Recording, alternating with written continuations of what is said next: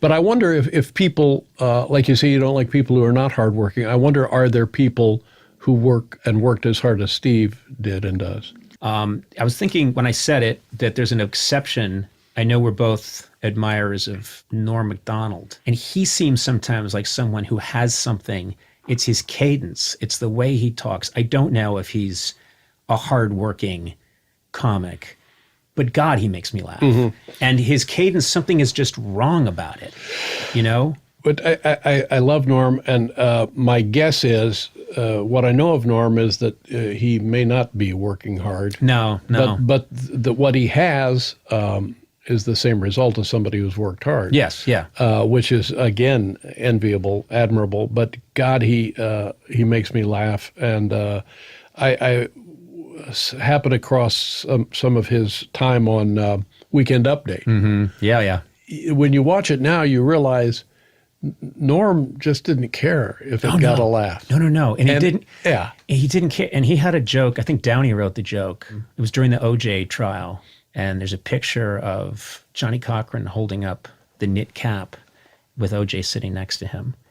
And God, no one could do this but Norm. Norm said, a little bit of a wrinkle for OJ in the trial today. Johnny Cochran stood up and held the knit cap that was found at the scene of the double murders when OJ jumped up and said, "Hey, careful with that. That's my lucky stabbing cap." Who else could do that? Right. And he doesn't. And if it got nothing, he would stare. Yeah. And tell you your problem. Yeah. I thought that was one of the best. Dark but fantastic, Right. and also no one could do it but him. No, that's what I was going to say. I would, if somebody had pitched that joke to me at the height of the OJ trial, I would have laughed and not done it. Would you have done that joke? No, I would not have done that. Yeah. I would have been queasy and it's tragedy and it was theater of some kind, theater of the absurd. But the delivery, the persona, and the material, it's perfect, powerful. Yeah. Obviously, a lot of entertaining celebrities, but Norm Macdonald used to come on our show in the early days, and those were, I thought, great television because we never knew it was happening, and it was always teetering on the edge of it was all about to blow up. It's all about to fail, and it would always end brilliantly. And then he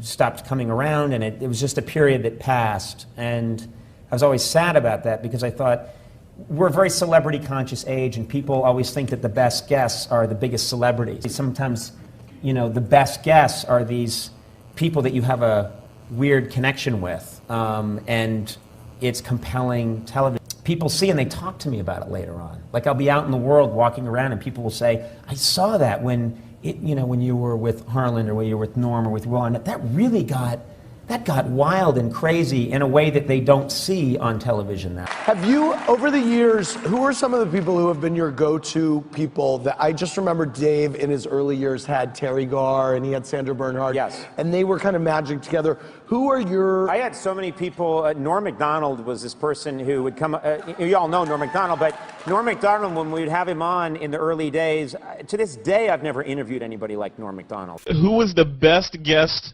that you've ever interviewed, and who was the worst? I love Will Ferrell. I also love Norm Macdonald because he comes on and his stories are all invented. None of them are real. They're all old farmers' daughters jokes. And he pretends he'll come on. I'll say, "What's up, Norm?" He'll be like, the other day I was walking down the road and a pirate comes up. I'm like, "What?" Yeah, a pirate comes along and he's got 3 pigs with him. One of them is wearing a hat, one's got a pipe, and then it's just a complete waste of everybody's time that's absolutely delightful and hilarious. And so I love him. Your favorite guests are always like the Bill Burr, Norm Macdonald, Yes. this Michael off the rails really fast type of guys. Yeah. Norm Macdonald, one of the great talk show guests of all time. He invented something that Norm Macdonald invented this amazing thing that I've never seen anybody do before or since. It's kind of like he split the atom. It was that revolutionary. Norm would come on And he would, instead of telling you a real story, like if I had you on the show and you're like, hey, Bill, tell me, well, and remember I was living in Chestnut Hill once, and you would tell a real story about what happened to you in your life. Norm tells old jokes as stories that happened to him. Yeah. So I'd be like, Norm, what are you up to? And I mean, really old jokes from like the 1920s. And he'd be like, well, Conan, I don't know if you're aware that I purchased a farm, Conan. I'd be like, really? You purchased? Yeah. I purchased a farm. Of course, I have 3 daughters. And I'm like, you have 3 daughters? Yeah, I have 3 daughters on the farm. One very attractive, one not as attractive, and of course the third not, kind of. Well, she's ugly, Conan. She's ugly. And I'd be like, Well, one day this traveling salesman comes to the farm.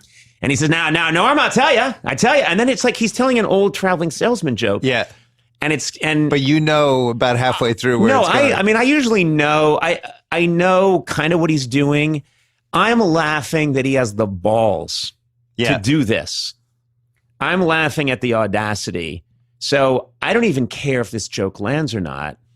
I'm laughing that he's committing to the fact that, no, he doesn't have a farm. He doesn't have 3 daughters. There's no traveling salesman. But he doesn't care in a way that is exhilarating and scary at the same time. Do you know what I mean? Yeah. And plus, he probably has some people in the audience who are taking completely seriously, right? Yes. Yeah. He's got some people thinking. We call them tourists. Yes, we call them. They're usually from San Bernardino. Well, Norm had the greatest talk show moment in the history of talk shows with Courtney Thorne-Smith. That was epic. That was so great. And it's funny because it's lived on. Who knew that we were going to have YouTube eventually where we could just queue it up on command? God bless YouTube. I had no idea when those things were happening. I thought, we're talking 1993, 94. When those things were happening, I thought, what did I know? I just thought if you were up and you saw it, that means you saw you saw an amazing thing happen. And if you, and then maybe if I get to stay on the air long enough, we'll have a 1-year anniversary show and maybe you'll see it then. But if you're not there for that, it's gone. And now I meet people, that around the world that will say, oh, I just saw that thing with you and Norm and Courtney Thorne-Smith. And I'll think that was a moment of my life when I was 30. Yeah. And I'm like 85 now.